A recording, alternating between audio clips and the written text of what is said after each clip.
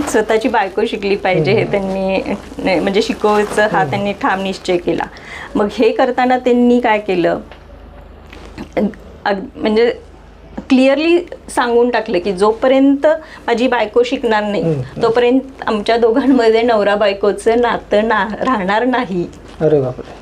मग आजीने पण थोडासा तिच्या पद्धतीने तिच्या लेवलला विरोध करायचा प्रयत्न केला. पण ऐकतील तर नाना पाटील कसले, त्यांनी घरी यायचंच बंद केलं.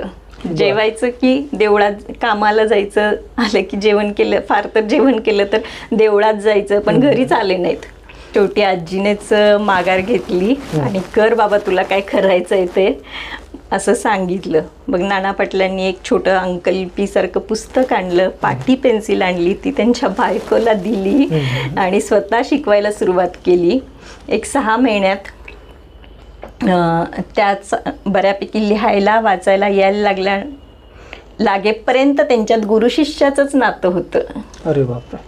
आणि त्यानंतर मग ते पती पत्नी म्हणून एकत्र संसार करू लागले.